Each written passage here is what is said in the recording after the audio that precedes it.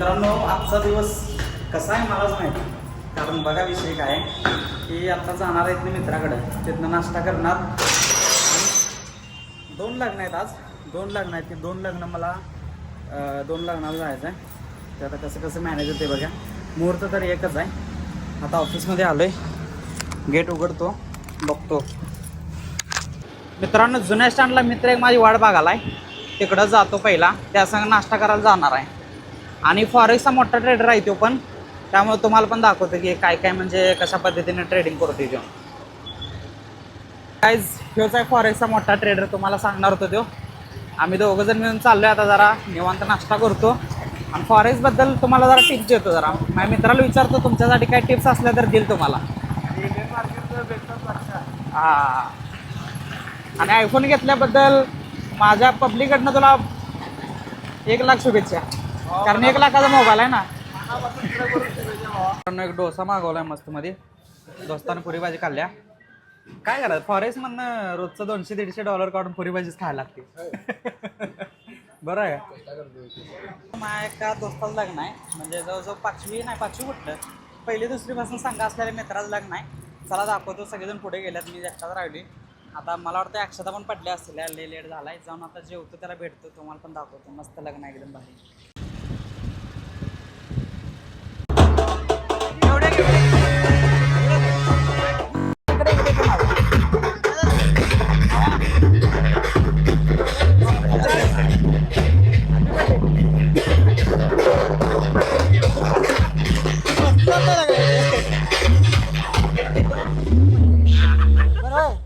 तर मित्रांनो, आमच्या सुधीर दोस्ताचं लग्न झाले आणि सगळेजण मिळून आम्ही आलोय. हे मंदिर आहे. हे कुठलं गाव, कुठलं आहे?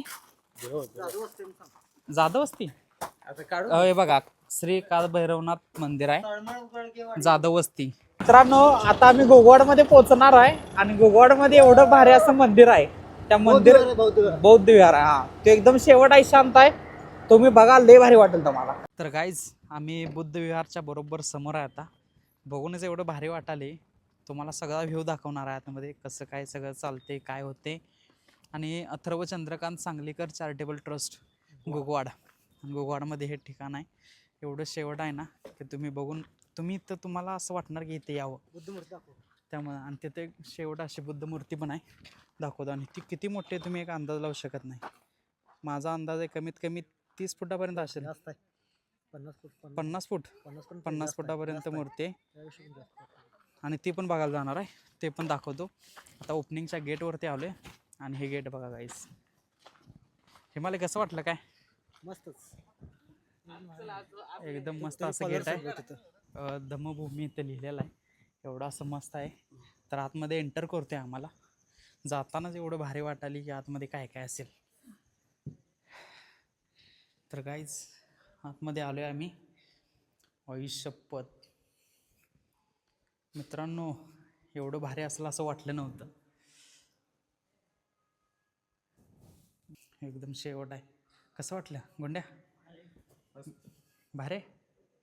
हिमालय, तुला कसं वाटलं? त्याविषयी काही एक्स्ट्रा नाही. बघा गाईज, हे बघा, एकदम कसली मस्त आहे अशी. काय म्हणला सांग सांग.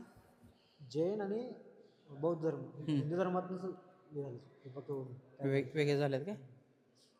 सेम आहेत नॉर्मल, फक्त थोडंफार हे. होय. हिंदू धर्मात पण शांततेला म्हणजे महत्व आहे, म्हणजे योग साधलेला आहे. बौद्ध धर्मात पण तेच आहे. होय का? बौद्ध मंदिर एकदम शेवट आहे, त्यामुळं तुम्ही जर येणार असाल तर नक्कीच या. इथं काय लिहिले सांगतो तुम्हाला. अथर्व चंद्रकांत सांगलीकर, ठीक आहे. एकदम असं शेवट असं विहार आहे. एकदम तुमचं मन शांत होऊन जाईल आणि एकदम भारी आहे. आता हे सगळेजण तुम्हाला चोर वाटतील, पण हे चोर नाही, मित्र आहेत माझे. फक्त संध्याकाळी सावध राहावा, चोरी करतात लय. तर मित्रांनो, भेटूया उद्या नवीन ब्लॉग मध्ये. तोपर्यंत जय हिंद, जय महाराष्ट्र, जय कवठे महांकाळ.